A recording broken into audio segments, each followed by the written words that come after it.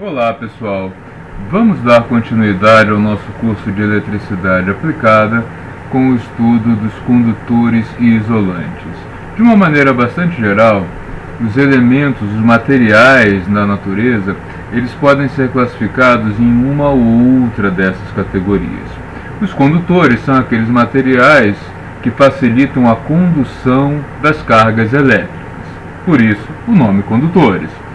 Já outros materiais que oferecem oposição à passagem da corrente elétrica são chamados de isolantes, porque isolam.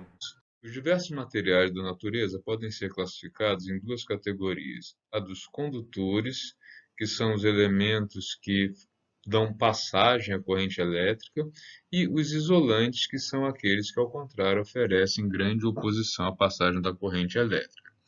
Condutores isolantes, portanto, são materiais elétricos que se comportam de maneiras opostas no que se refere à passagem da corrente elétrica através deles.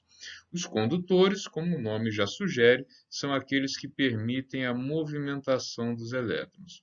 Ao contrário, os isolantes são aqueles que não permitem a passagem dos elétrons, portanto, da corrente elétrica através deles. Eles facilitam a passagem quando são condutores e isolam ou não permitem a passagem quando são isolantes. O que determina se um material é condutor ou isolante, em geral, é a sua estrutura atômica. Os materiais com muitos elétrons na chamada camada de valência, ou seja, aqueles átomos que têm o maior número de elétrons, e alguns deles ficam mais distantes do núcleo atômico, portanto, com uma ligação menos forte, costumam ser os melhores condutores. Condutores elétricos, de uma maneira geral, são aqueles materiais, então, onde as cargas elétricas elas se movimentam no interior deles com mais liberdade. Eles têm mais o que nós chamamos de elétrons livres, que são aqueles da camada de valência. Nesse caso, a ligação dos elétrons com o núcleo atômico é fraca, por isso eles são chamados de livres, apesar de não serem exatamente livres. Em geral, os condutores elétricos são materiais metálicos, como o cobre, o ferro, o ouro e a prata. Os principais tipos de condutores são os condutores sólidos, os líquidos e os gasosos. Sim, apesar de no nosso cotidiano os condutores sólidos serem os mais comuns devido aos fios com os quais a gente tem contato no dia a dia, existem também os líquidos e os gases como bons ou maus condutores de eletricidade.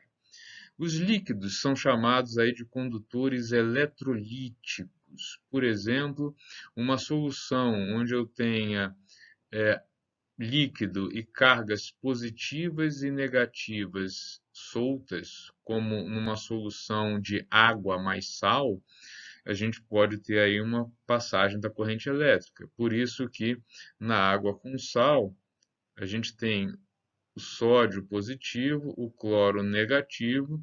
Quando esse material está na água, né, o material está dissolvido em água, a gente tem uma separação desses dois elementos e essa solução de água com sal favorece bastante a passagem da corrente elétrica, por isso nós temos aí um exemplo de condutor líquido. Os gases também podem ser condutores, desde que eles tenham aí elementos livres, positivos, negativos, cátions e ânions, e eles podem favorecer a passagem da corrente elétrica por eles. Os isolantes, ao contrário, também chamados de materiais dielétricos, esse é um termo mais técnico, eles têm como característica a ausência ou uma presença muito reduzida do que é fundamental para a passagem da corrente elétrica, que são os elétrons livres. Isso faz com que esses elementos sejam isolantes, já que os elétrons estão fortemente ligados ao núcleo atômico e não vão se deslocar para dar aí passagem à corrente elétrica. Alguns isolantes bastante conhecidos são a borracha, muito usado para isolar, o isopor, a lã, a madeira também é um bom isolante, o plástico, o papel, o vácuo e o vidro. Os semicondutores, ao contrário, são aqueles materiais que podem se comportar como condutor ou como um isolante, dependendo de algumas condições físicas. Os condutores mais comuns são o silício e o germânio. O germânio, devido à variação das propriedades dele com a temperatura, especialmente com as temperaturas mais altas, ele acaba sendo menos usado que o silício, que é o elemento mais usado atualmente, inclusive nos componentes eletrônicos que fazem parte do nosso cotidiano. Vamos praticar fazendo alguns exercícios de fixação? Vamos lá. Aqui eu vou apresentar para vocês algumas questões. Primeira delas, a resistividade é uma grandeza oposta à condutividade elétrica. Assim sendo, a partir dos valores de resistividade elétrica fornecidos numa tabela que está aqui, você pode marcar a alternativa correta. Vamos observar aqui. Lembrando, a resistividade é oposta à condutividade. Quanto maior resistividade, menor condutividade. Quem tem aqui a maior resistividade de todos os elementos que estão listados? A maior resistividade está associada ao quartzo, né? Então, aqui em primeiro lugar em resistividade, com 7,5 vezes 10 a 15. Em segundo lugar, aparece quem? Entre 10 a décima e 10 elevado a 14, aparece o vidro.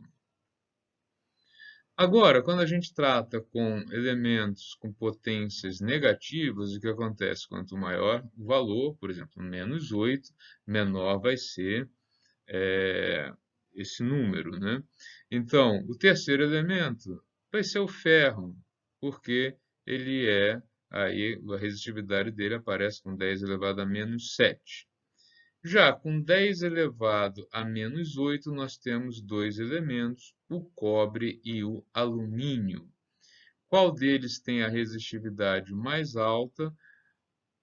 O alumínio tem a resistividade ligeiramente mais alta que o cobre, então, quarto e quinto lugar.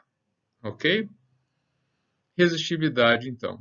O ferro é melhor condutor elétrico que o cobre? Vamos ver. O ferro tem uma resistividade maior ou menor que a do cobre? Ele tem uma resistividade maior. Então, o ferro não pode ser melhor condutor que o cobre. Essa alternativa é falsa. De todos os materiais listados, o vidro é o que apresenta maior resistência à passagem da corrente elétrica? Não, é o quartzo. O vidro tem também uma resistência grande, mas o quartzo é maior. Por ser excelente condutor, o quartzo é muito utilizado na fabricação de relógios. Ora, se o quartzo tem uma resistividade alta, mais alta de todos os elementos listados, ele não pode ser considerado um bom condutor. Apesar dele ser muito usado na fabricação de relógios, essa afirmativa é falsa. O cobre é o melhor condutor apresentado? Sim, ele é o que tem aí a menor resistividade. Verdadeiro. A condutividade do alumínio é maior que a do cobre? Não, já que a resistividade dele é maior. Então, de todos esses de todas as 5 alternativas apresentadas, a única correta, a única verdadeira é essa aqui, de que o cobre é o melhor condutor apresentado. A respeito do comportamento, então, dos condutores, a gente pode ter aqui uma segunda questão. Os condutores isolantes, eles são apresentados aí alguns itens que vocês devem classificar como verdadeiro ou falso. A partir desse momento, vocês devem fazer uma pesquisa usando a internet para responder a essas perguntas. A questão número 2 e também a questão número 3, assim como as demais questões que forem aparecendo ao longo dos cursos. Vocês devem resolver essas questões, enviar as suas soluções pelo Teams, lá na área de tarefas, vai ter sempre uma tarefa associada à aula, e essas tarefas vão servir, algumas delas para avaliação de vocês e outras só para acompanhamento.